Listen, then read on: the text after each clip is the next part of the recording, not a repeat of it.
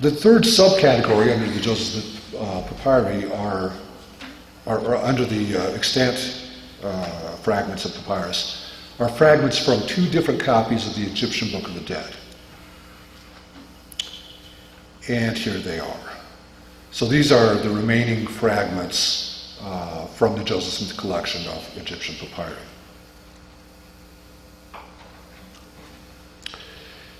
The third subcategory are the non-extant papyri. So in other words, we have 11 pieces that physically exist, but those 11 are a minority of the original collection. What Joseph originally had was more, substantially more than those pieces.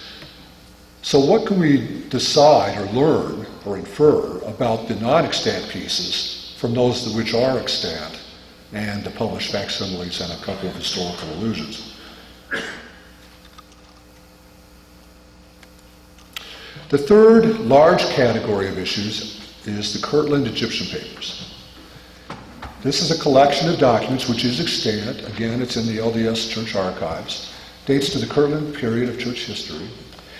And these documents are there without context. So they're without explanation as to what they are. They have something to do with the Book of Abraham. But we have to infer from the documents themselves, what they are, who created them, when, and for what purpose. And these are very controversial questions. We typically divide these documents into two types or categories. First are Egyptian alphabet and grammar manuscripts, which are manuscripts which purport to, or are attempts to decipher Egyptian language. And then secondly, there are Book of Abraham manuscripts. There are 3 or 4 of these, and they have text from the first 2 chapters of the Book of Abraham written out in flowing longhand. And then in the left-hand margin there are symbols, Egyptian symbols, which derive from Joseph Smith Papyrus number 11. The fourth and final category I'm going to mention is the English text of the Book of Abraham. And this tends to get short shrift in the discussion. Polemicists don't want to talk about the actual Book of Abraham. They want to talk about all the Egyptian stuff. So this is actually an important area that needs more attention rather than less. And there are typically 2 ways to go at it. One is to look and see whether there are indirect indicia of antiquity in the English text. And then conversely, are there historical anachronisms? Or purported historical anachronisms, and if so, how do we deal with those? And that is our Book of Abraham Issues Matrix, and now we're going to turn to the history of the papyri. Okay, so we know we have these Egyptian documents that were in the possession of Joseph Smith. How did he come by these? Well, our story starts in Egypt, in the city of Thebes, which is modern-day Luxor. In 1798, Napoleon invaded Egypt. And accompanying Napoleon were several scholars and scientists that began exploring the antiquities of Egypt.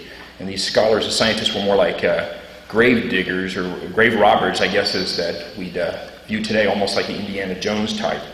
And they began looking for all these ancient artifacts that they could find.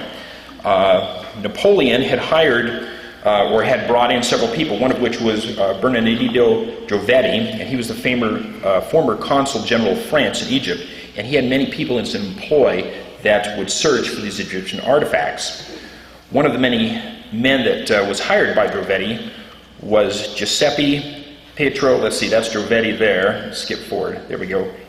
Giuseppe Pietro Antonio Lobolo, long name. And he was an Italian who was once enrolled in Napoleon's service. Now it's possible that Lobolo's family knew Drovetti's family since they grew up in Italy, in the same city. Lobolo spent the years of 1817 through 1822 in Egypt excavating artifacts. He may have been in charge of anywhere from 200 to 400 different diggers, and may have discovered several hundred mummies while working for Dravedi. Much of Lobolo's digging would have taken place in the Valley of the Kings, or the Valley of the Nobles, and this is where King Tut was found, so that there were a lot of mummies in this area. And sure enough, Lobolo found several mummies in tombs. Now, an interesting side note, is the word mummy comes from the Arabic word mumia. There's a black tarry substance found in the Middle East called that they would call mumia, and when the Arabs invaded Egypt, they found these mummies covered in black, which they thought was covered in mumia incorrectly, but nevertheless the term stuck, and that's where we get the word mummy from. Now, Ross T. Christensen, LDS scholar, he speculated that Lobolo may have found the mummies in Tomb 33, and that's one possibility. We know that H. Donald Peterson speculated that the mummies came from Pit Tomb 32. At Pit Tomb 32, there's a graffito with Lobolo's name inscribed there. So we know that Lobolo was actually there. We don't know for sure if the mummies came from there or from Pit 33, but we know Lobolo was there, and where exactly the mummies were found is somewhat speculative. So how did the mummies get from Egypt to Joseph Smith? By 1822, Lobolo had returned to Europe, and on February 18, 1830, he passed away at the age of 49. The 11 mummies that he had were not initially cataloged in the inventory of his estate. It was later discovered that Lobolo had given the mummies to an Albano Oblasa to make arrangements to sell them.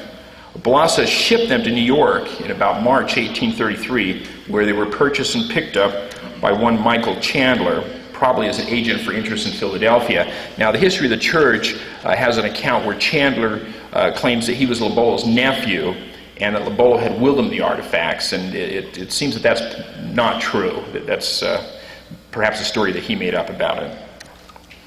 Michael Chandler exhibited the mummy antiquities, which of course contain the papyri, with it in the Masonic Hall in Philadelphia from April through July 1833. And we can trace his activities and know how he was displaying these from newspaper advertisements. Over time he began to sell the mummies, first 5, then 2 more, and soon he was down to 4.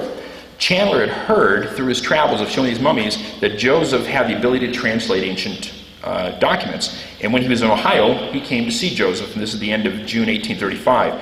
Chandler stayed for about a week, and Joseph was interested in the papyri, but he wasn't interested in the mummies. Chandler said, "I'm not going to break up the set. You got to buy them all together." Finally, a group of Latter-day Saints purchased the collection of mummies for about $2,400, and this was between July 5th and 9th in 1835. And Joseph announced at this time that the papyri contained the writings of Abraham and Joseph that was sold into Egypt.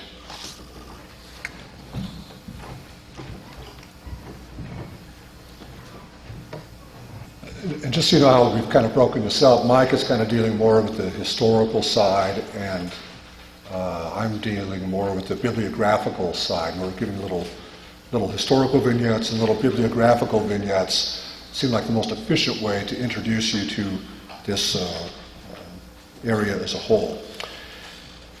So what are some of the main books you can look at if you're interested in this history and fleshing this out that Mike just gave you in a nutshell?